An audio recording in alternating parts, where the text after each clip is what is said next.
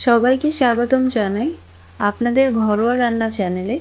আজকে আমি বানাতে চলেছি মা ঠাকুমার পুরনো রেসিপি কাতলা মাছের ঝাল। মাছের ঝাল বানানোর জন্য নিয়ে নিচ্ছি পেঁয়াজ কুচি, টমেটো কুচি, আলু, আদা রসুন আর কাঁচা লঙ্কা। এখানে আমি নিয়ে নিয়েছি শুকনো লঙ্কা। শুকনো লঙ্কা জল মিশিয়ে নেব। আমি এখানে ঠান্ডা জল দিচ্ছি, আপনার চাইলে গরম জলও দিতে পারেন বাটার সময়, তাহলে লঙ্কাগুলো বেশ নরম হয়ে যাবে আর বাটতে সুবিধা হবে। দিয়ে দিচ্ছি হলুদ গুঁড়ো। হলুদ গুঁড়োটা আমি একটু বেশি দিচ্ছি যাতে ভাজার সময় কালারটা ভালো আসে।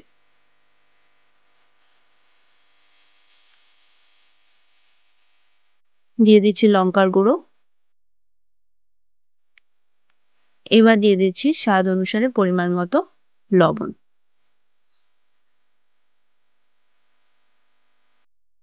দিয়ে দেব সামান্য পরিমাণ তেল।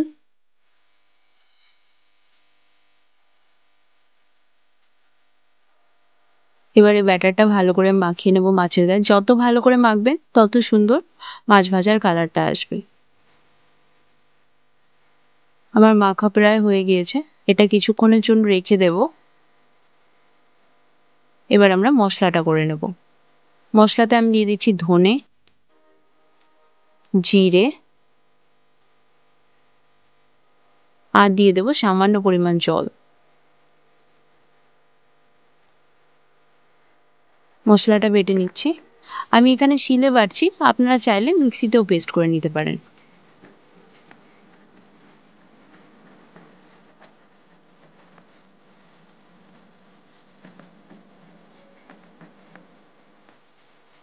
এখানে বেটে নিচ্ছি আদা রসুনটা। এটা আপনারা একসাথে ওই জিরে ধনের সঙ্গে আদা রসুন দিয়েও পেস্টটা আপনারা করে নিতে পারেন একসাথে। ভালো করে বেটে নেব। এবার বেটে নেব শুকনো লঙ্কা, ভিজিয়ে রাখা শুকনো লঙ্কা। দেখুন শুকনো লঙ্কাগুলো কি সুন্দর নরম হয়ে গেছে। আপনারা যারা বাটা মশলা করছেন তারা আগে থেকে অবশ্যই চেষ্টা করবেন শুকনো লঙ্কাটা ভিজিয়ে রাখা, তাহলে আপনাদের বাটতে অনেক সুবিধা হবে।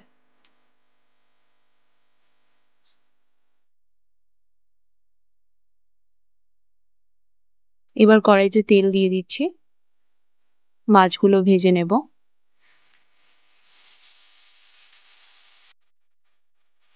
দেখুন আমার মাছ ভাজা হয়ে গিয়েছে।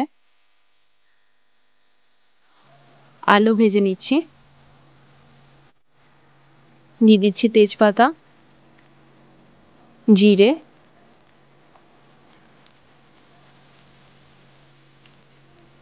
এবার দিয়ে দিচ্ছি কুচি করে রাখা পেঁয়াজ।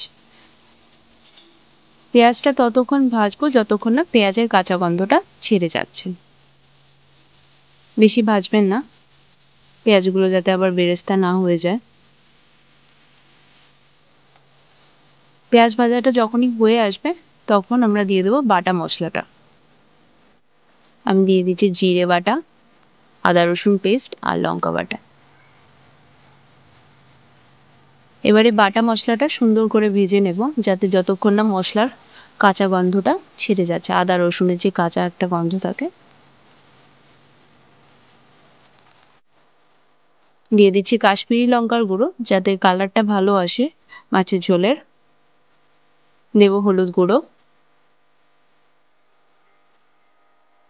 পরিমাণ মতো লবণ দিয়ে নেব।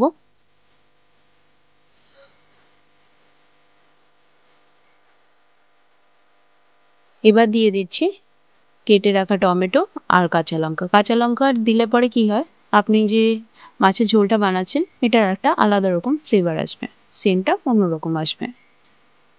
ভালো করে টমেটোটা ভেজে নেব।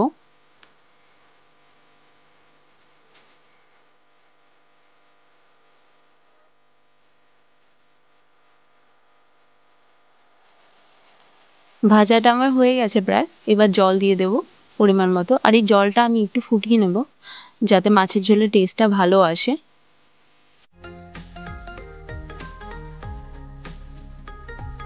জলটা ফুটে গিয়েছে। আমি অবশ্যই একটা মাছ আগের থেকে ভুল করে ছেড়ে দিয়েছিলাম। যাই হোক, এখন ভেজে রাখা যে মাছগুলো আছে ওগুলো সব অ্যাড করে দিচ্ছি। আমি এখন এখানে আলু দেব না, আপনারা চাইলে দিতে পারেন এবং না হলে কিছুক্ষণ বাদে দিয়ে দিবেন, তাহলেও হবে। আমি আলুটা এখন এই কারণেই দিচ্ছি না, যাতে আলুটা বেশি গলে না যায়।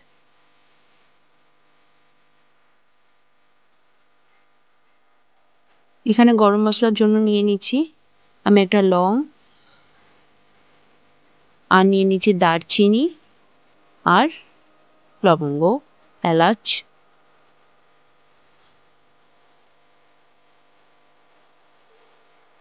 এটা ভালো করে বেটে নেব।